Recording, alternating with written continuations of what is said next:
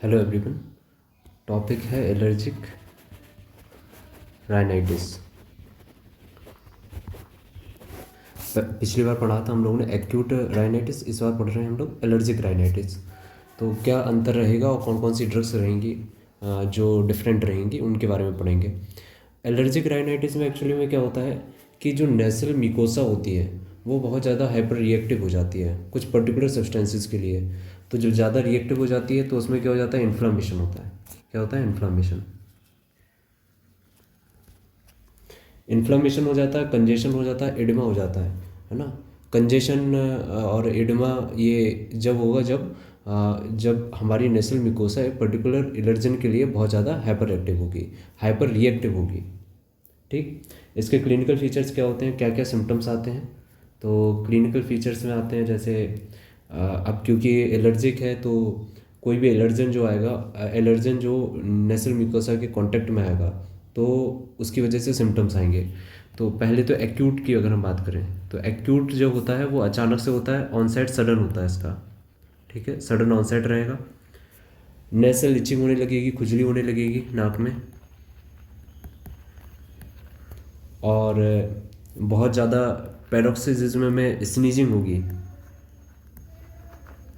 बहुत ज़्यादा छींकेगा पेशेंट, और बहुत ज़्यादा क्लियर वाटरी नेसल डिस्चार्जेस होते हैं। क्लियर वाटरी नेसल डिस्चार्ज होंगे। इसके साथ साथ क्या होगा, वाटरी आइज होंगी, इचिंग और वाटरी आइज, वाटरी आइज होती हैं। कभी कभार हेडेक भी होता है, फेशियल पेन भी होता है, फटीग भी होता है, थकान भी होने लगती है। तो एक्यूट में क्या क्या चीज़ें होती हैं, अचानक से इसका ऑनसेट होता है, इचिंग होने लगती है और बहुत ज़्यादा छींकें आती हैं, और क्लियर वाटरी नेसल डिस्चार्जेस होते हैं और इची होती, वाटरी आइज होती हैं। क्रोनिक वाली कंडीशन में क्या होगा, तो क्रोनिक में नेसल स्टफीनेस रहता है, ऐसा ऐसा लगता है कि जैसे कि नाक बंद है। हाँ, और नाक बंद होने के साथ साथ क्या होता है, डिस्चार्जेस भी होते हैं, और कभी कभार ऑकेशनली स्नीचिंग भी होगी और वाटरी नोज़ होती है, और साथ में आंखों से भी आंसू आते हैं बहुत ज़्यादा। ठीक है, तो क्रोनिक केस में हमेशा याद रखना है हमें कि क्या होता है, नेसल स्टफीनेस होती है, स्टफीनेस होती है, और म्यूकॉइड डिस्चार्जेस भी होते हैं, और एपिसोड्स में कभी कभार स्नीजिंग होती है। ठीक। तो ये एक्यूट है और क्रोनिक कंडीशंस है। इसके कॉज क्या क्या होते हैं, किस वजह से ऐसा हो जाता है कि एलर्जिक राइनाइटिस हो जाती है? तो कॉज में क्या है कि कभी कभार तो अननोन रहता है, पता ही नहीं रहता है किस वजह से हो रहा है। कभी कभार एक्सोजीनियस कॉजेज होते हैं, जैसे डस्ट हो गया, फैदर हो गए, एनिमल के हेयर्स हो गए, परफ्यूम हो गया, पॉलन ग्रेन्स हो गए, और मोल्ड हो गया, और मिल्क मिल्क प्रोडक्ट से भी हो जाता है, कभी कभार एग से हो जाता है, जो प्रोडक्ट हम खाते हैं ना, तो उसमें भी किसी किसी को उससे भी एलर्जी होती है, तो उससे भी दिक्कत हो जाती है। परफ्यूम हो गए, स्प्रे हो गए, और एस्प्रिन है, आयोडीन है, और सल्फोनेमाइड्स, ये कुछ ड्रग्स हैं जिसकी वजह से एलर्जी हो जाती है। एंडोजीनियस से अगर हम बात करें तो इंजर्ड टिश्यू से जो प्रोटीन निकलती हैं, उनसे भी एलर्जी हो जाती है, और ट्रांसुडेट और एक्सुडेट होते हैं, उनसे भी हो जाती है, और इन्फेक्शन से। तो ये कुछ अंदरूनी कारण हैं जिसकी वजह से एलर्जी होती है। ठीक है। और वेसोमोटर राइनाइटिस, एक वेसोमोटर राइनाइटिस भी होती है। इसमें साइकोजेनिक डिस्टर्बेंस की वजह से, साइकोलॉजिकली अगर कोई डिस्टर्ब है तो उसमें हो जाता है, या हार्मोनल डिस्टर्बेंस की वजह, जैसे मेंस्ट्रुएशन है या थायरोकोटॉक्सिकोसिस है, उसमें थायरोकोटॉक्सिकोसिस में और मेंस्ट्रुएशन के समय जो हार्मोनल डिसबैलेंस होता है उसकी वजह से भी किसी किसी को हो जाता है। कभी कभार सीजनल होता है, जैसे स्प्रिंग में हो गया, या कभी कभार साल साल में एक बार आता है, किसी किसी को साल में एक आध बार होती है, तो पीरियोडिक टाइप की होती है ये। ठीक है। और कभी कभार इसके साथ में दूसरी कंप्लेंट्स भी जुड़ी हुई होती हैं, जैसे कि ब्रोंकियल अस्थमा, एक्जिमा, अर्टिकेरिया, ये सारी कंप्लेंट्स जुड़ी हुई होती हैं। तो कॉजेज़ क्या क्या हो गए, एक तो एक्सोजेनियस कॉजेज़ हो गए, जो बाहरी पोलन ग्रेन्स वगैरह ये सब हो गए, डस्ट है, एस्प्रिन है, आयोडीन है, ये बाहरी कॉजेज़ हो गए। अंदरूनी कॉजेज़ क्या हो गए कि इंजर्ड टिश्यू से जो प्रोटीन निकलती हैं, ट्रांसोडेट होते हैं, एक्सोडेट होते हैं, वो एक कारण होते हैं। और इन्फेक्शन, अगर किसी को इन्फेक्शन है तो इन्फेक्शन की वजह से भी हो जाती हैं। और वेसोमोटर राइनाइटिस में क्या बताया मैंने कि साइकोजेनिक डिस्टर्बेंस की वजह से, हार्मोनल डिस्टर्बेंस की वजह से। ठीक है। थायरोटॉक्सिकोसिस में भी हार्मोन्स का डिस्टर्बेंस हो जाता है। सीजनल जैसे स्प्रिंग में आ गया या फिर विंटर में आ गया किसी को, है ना। और पेरिनियल मतलब कि साल में एक बार हो रही है, कभी भी हो सकती है, साल में एक बार होती है। और उसके साथ में दूसरी कंप्लेंट्स अगर हैं जैसे ब्रोंकियल अस्थमा है या फिर एक्जेमा है, अर्टिकेरिया है ना, ये सारे कॉजेज़ होते हैं। अच्छा, इसके क्लिनिकल फीचर, ये सिम्टम्स हैं हमारे कि क्या क्या पेशेंट में दिखाई देगा, क्या क्या पेशेंट बताता है। तो उसको अचानक से होने लगती है, इचिंग होने लगती है, उसको छींकें आने लगती हैं, बहुत ज़्यादा आंसू भी आते हैं। साइंस की अगर हम बात करें तो साइंस में हमें क्या क्या देखने को मिलता है, तो हम देखते हैं कि नेसल म्यूकोसा जो है वो कैसी है, एडेमिटस है, सूजी हुई है, ठीक है, उसमें स्वेलिंग है और पेल है साथ में, और थिन वाटरी सिक्रेशंस हो रहे हैं।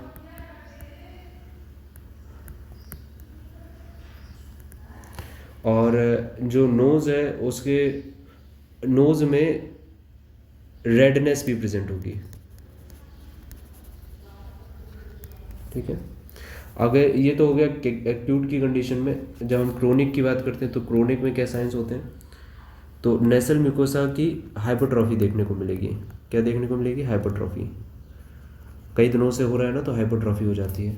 और नेसल म्यूकोसा कैसी हो जाती है, पर्पलिश हो जाती है। और म्यूकोइड सिक्रेशंस बहुत स्कैंटी होते हैं। इस वाली कंडीशन में म्यूकोइड सिक्रेशंस कैसे होते हैं, स्कैंटी होते हैं, बहुत ज़्यादा नहीं होते हैं। कभी कभार एपिसोड्स में स्नीजिंग और वाटरी नोज हो जाती है। इसके साथ में कॉम्प्लिकेशंस क्या होते हैं, एलर्जिक ब्रोंकाइटिस हो जाना और साइनोसाइटिस हो जाना। क्या कॉम्प्लिकेशंस हैं,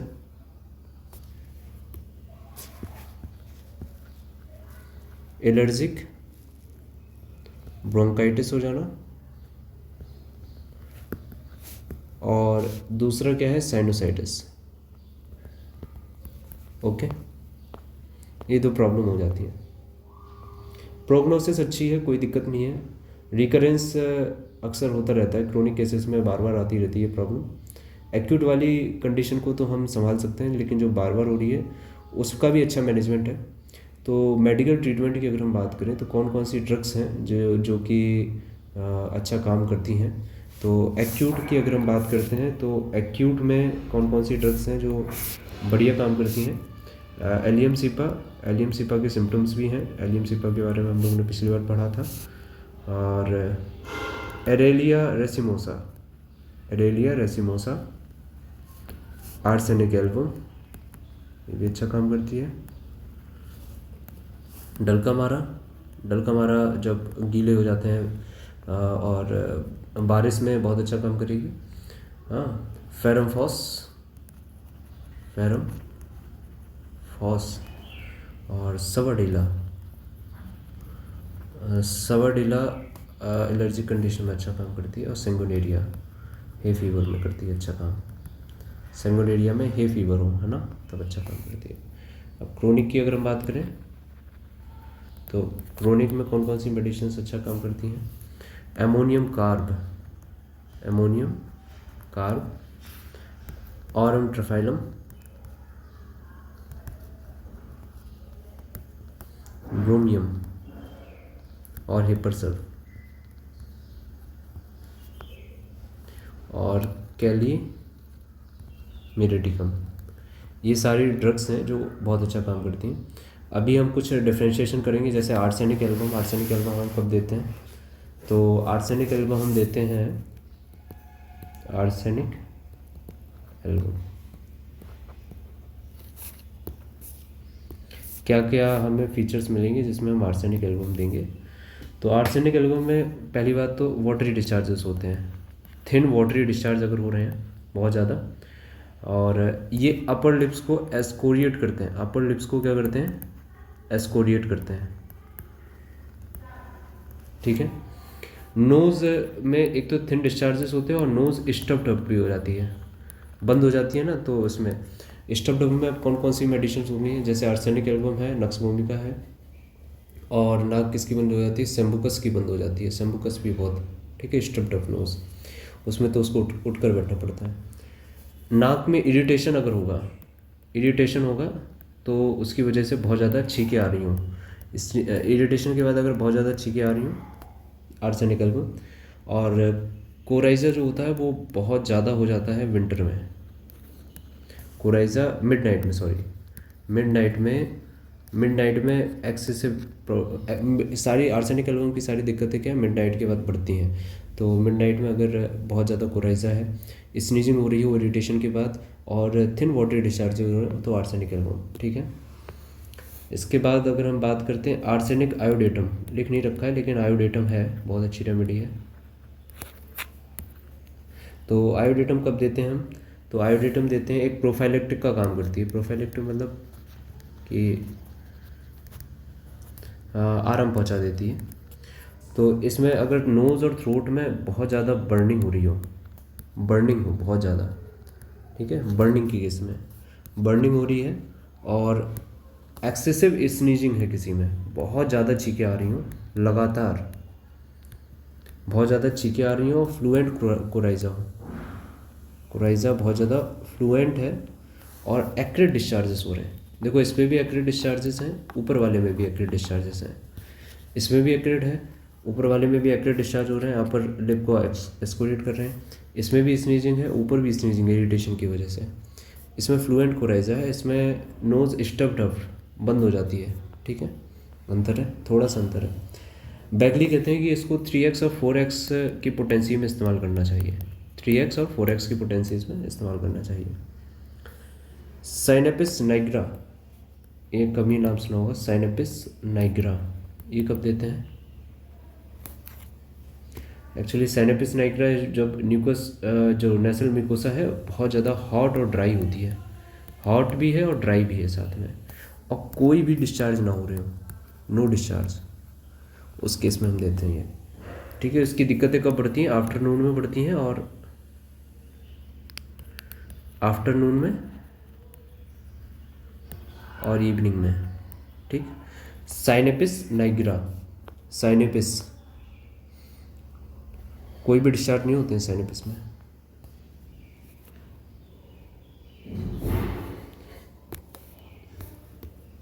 चिनिनम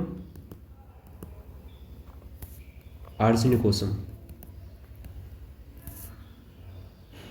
आर्सेनिकोसम, ये कब देते हैं हम? जब हे फीवर वाली कंडीशन होती है। हे फीवर में ये बहुत ही ज़्यादा इसको पूजा जाता है, इसको दिया जाता है। हे फीवर जब होता है पेशेंट में, तो किस पोटेंसी में देते हैं? 2x पोटेंसी में देते हैं। अगर किसी को हे फीवर से प्रॉब्लम है ना, एक पर्टिकुलर सीजन में जब पॉलन ग्रेन्स उड़ते हैं और उनको दिक्कत हो रही हो, तब हम इसको देते हैं। फिर है सवाडिला, और सवाडिला के बारे में हम अच्छे से जानते हैं कि सवाडिला कब देनी चाहिए। और सवाडिला का क्या रहता है सिम्टम, कि फेस जो होता है बहुत ज़्यादा हॉट रहता है। अगर बहुत ज़्यादा हॉट हो, पीछे जो आवाज़ आ रही है उसके लिए माफ़ी चाहते हैं, हॉट हो और इसमें आईलिड्स में बर्निंग होती है, बहुत ज़्यादा आईलिड्स में बर्निंग है, और बहुत ज़्यादा हॉट है, अगर फेस आईलिड्स में बर्निंग हो रही है, रेड है। और ये भी किस में देते हैं? हे फीवर में देते हैं। और हे फीवर में देते तो हैं हम, तो हे फीवर में हम कब देते हैं? जब वाटरी डिस्चार्जेस हो रहे हो, बहुत ज़्यादा वाटरी डिस्चार्ज हो रहे हो,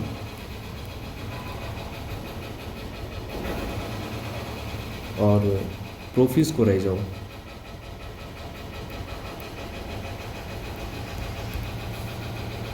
और इसमें फ्रंटल पेन भी होता है साथ में। क्या होता है? Frontal pen. प्रोफिस, देखो हे फीवर है तो वाटरी डिस्चार्जेस हो रहे हैं, प्रोफिस को रह जाए, और फ्रंटल पेन होता है इसमें। और इसमें कंटिन्यूस स्नीजिंग होती है, स्पाज्म में स्नीजिंग होती है। क्या होता है? स्पाज्मोटिक होती है, स्पाज्मोटिक, याद रखिएगा कि स्पाज्मोटिक स्नीजिंग होती है, लगातार अगर छींकें आ रही हैं वो भी स्पाज्म में, ठीक है। और बहुत ही कैटरल डिस्चार्ज बहुत ज़्यादा नहीं होते हैं, कम ही होते हैं। प्रोफो कैटरल डिस्चार्जेस कम होते हैं स्नीजिंग के साथ में, है ना। और अगर थ्रॉट में अगर हम इसकी बात कर रहे थे ना, सवाडिला में अगर थ्रॉट की गड़बड़ हो तो डिफ्थेरिया टॉन्सिलाइटिस हो, वार्म फूड आसानी से निगल लेते हैं, और बाकी के जो भी खाना खाएंगे ना तो बहुत ही दिक्कत होती है निगलने में। सवाडिला हे फीवर के लिए बहुत अच्छी है, बॉडी डिस्चार्जेस है, प्रोफिस कोराइजा है, फ्रंटल पेन है, स्पाज्मोटिक स्नीजिंग हो रही हो, और तब कैटरल डिस्चार्जेस कम होते हैं। तो पीछे जो आवाज़ आ रही है उसके लिए माफ़ करिएगा, उसका मैं कुछ नहीं कर सकता हूँ, इतना एडिट करने का मेरे पास समय नहीं है। नेफ्थेलिनम, नेफ्थेलिनम कब देते हैं? नेफ्थेलिनम में जो लैक्रिमेशंस होते हैं बहुत ज़्यादा एस्कोरिएटिंग होते हैं, कोराइजा बहुत ज़्यादा एस्कोरिएटिंग होता है, ठीक है। लैक्रिमेशन और कोराइजा बहुत ज़्यादा कैसे होते हैं? एस्कोरिएटिंग होते हैं। लैक्रिमेशन और प्लस कोराइजा दोनों ही एस्कोरिएटिंग, ओके, एस्कोरिएटिंग, ठीक। आईलिड्स में इसमें भी स्वेलिंग होती है, नोज में भी स्वेलिंग आ जाती है, और इसका इस्तेमाल करते हैं हम 2x और 3x पोटेंशियल में। किस में करते हैं? 2x और 3x में। सेंगोनेरिया को बताइए, फ्रिक्वेंट स्नीजिंग हो रही हो, हे फीवर हो, तो सेंगोनेरिया का बहुत अच्छा इस्तेमाल है।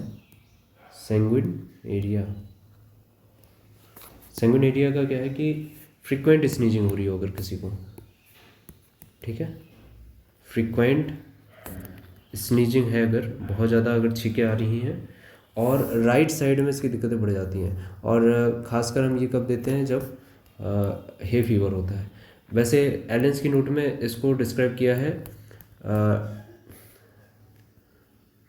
रोज़ कोल्ड से, रोज़ कोल्ड, ठीक है, हे फीवर ही है एक तरह का रोज़ कोल्ड। अच्छा, सेंगोनेरिया का इस्तेमाल हम नेसल पॉलिप में भी करते हैं। जैसे नेसल पॉलिप की वजह से किसी को अगर होती है एलर्जी, नेसल पॉलिप अगर जैसे नाक टच हो जाती है ना, उसके बाद उसको अगर बहुत ज़्यादा छींकें आ रही हैं, बहुत ज़्यादा छींकें आती हैं, और पीरियोडिक कोराइजा होता है, इसका हेडेक भी पीरियोडिक होता है, ठीक है। पीरियोडिक कोराइजा होता है कि एक पर्टिकुलर सीजन में इसको छींकें आना शुरू हो जाती हैं, ओके। और ड्राई कफ होती है, उसको रात भर जगाती है। अगर कफ है, अगर रात भर जगा रही, उठकर नहीं बैठ जाता, तब तक उसको कफ होती रहती है। इस तरह की सेंगोनेरिया की कफ होती है, ओके। इसके बाद अगर हम एलियम सिपा की बात करें, तो एलियम सिपा का तो हमें पता ही है, इची नोज़ होती है, नोज़ और आइस में बहुत ज़्यादा इचिंग होती है। एक्टेड वाटरी डिस्चार्जेस होते हैं नोज़ से। कैसे होते हैं एक्टेड वाटरी डिस्चार्ज? ऑरम ट्रिफाइलम, बिल्कुल, ऑरम ट्रिफाइलम को नहीं भूलना है हमें। एरम बोलते हैं क्या? हाँ, एरम बोलते हैं, सॉरी, ऑरम बोलते हैं। एरम ट्रिफाइलम, स्पेलिंग क्या है भाई? ट्रिफाइलम, ओके, एरम ट्रिफाइलम। इसमें ये भी हे फीवर के लिए है। क्या है? हे फीवर के लिए, ये भी हे फीवर में देते हैं इसको। और इसमें रूट ऑफ नोज़ पर, याद रखिएगा, रूट ऑफ नोज़ पर पेशेंट को बहुत ज़्यादा पेन होता है। अगर रूट ऑफ नोज़ पर पेन हो रहा है तो एरम ट्रिफाइलम। और नोज़ और थ्रोट में भी होता है पेन, फ्रीक्वेंट स्नीजिंग होती है, इसमें भी फ्रीक्वेंट स्नीजिंग है, ठीक है, बहुत ज़्यादा अगर छींकें आ रही। बस देखो, एलर्जी होती है तो उसमें फ्रीक्वेंट स्नीजिंग होगी, स्नीजिंग से परेशान होता है पेशेंट, ठीक है। सोरेनम, सोरेनम को भी नहीं भूलना हमें। सोरेनम भी बहुत अच्छा काम करती है इन चीज़ों में।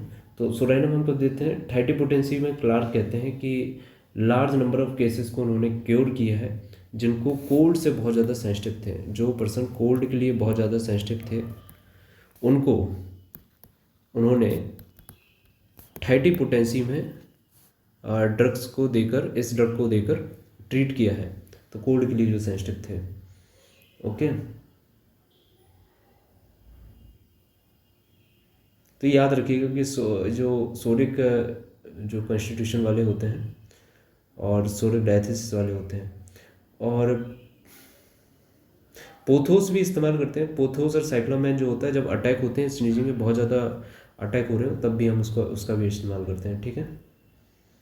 तो ये कुछ ड्रग्स हैं जो कि इस्तेमाल करी जाती हैं ये एलर्जिक रेनाइटिस में। क्या कौन कौन सी ड्रग्स हैं, क्या क्या डिफ्रेंशिएशन है? आर्सेनिक एल्बम जो है वो बहुत ज़्यादा स्नीजिंग हो रही हो, मिडनाइट में दिक्कतें बढ़ रही हो, ठीक है। आर्सेनिक आयोडेटम में भी स्नीजिंग है, बर्निंग होती है, नोज़ और थ्रोट में बर्निंग हो रही है, एक्टिव डिस्चार्जेस हो रहे हैं, बहुत ज़्यादा एक्टिव डिस्चार्जेस हैं आर्सेनिक आयोडेटम।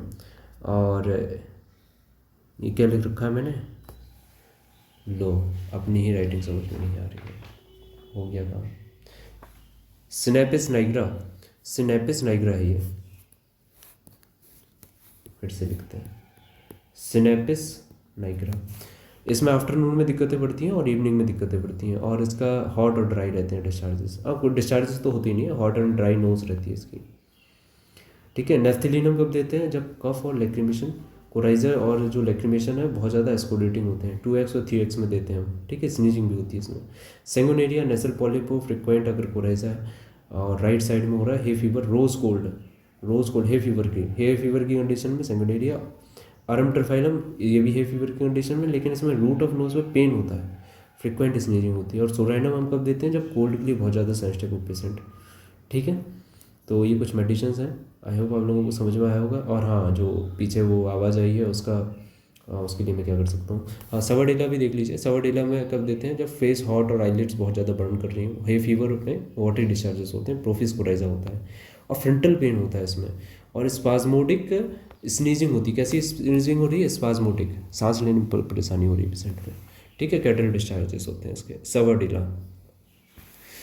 तो ये कुछ मेडिसिन्स हैं और कुछ ऊपर भी लिख रखी हैं, इनको भी आप पढ़ सकते हैं। अमोनियम कार्ब है, ब्रोमियम है, हेपरसल्फ है, कैलीमेटिकम है, ये हम लोगों ने नहीं बताया। ब्रोमियम, हेपरसल्फ और कैलीमेटिकम का डिफ्रेंशिएशन नहीं किया। बाकी सवाडेला, सेंगोनेरिया, फेरोफॉस के बारे में नहीं बताया। डल्कामारे के बारे में पहले बता चुके हैं, एक बार देख लीजिएगा। आर्सेनिक एल्बम बता दिया है। एरेलिया रेसिमोसा नहीं बताया है, एलियमसी को बता दिया है ना। जो मेडिसिन्स नहीं बताई उनको एक बार चेक कर लीजिएगा, पढ़िएगा अपने आप से, आप लोगों को समझ में आ जाएगी। Thank you for watching this video और थैंक यू।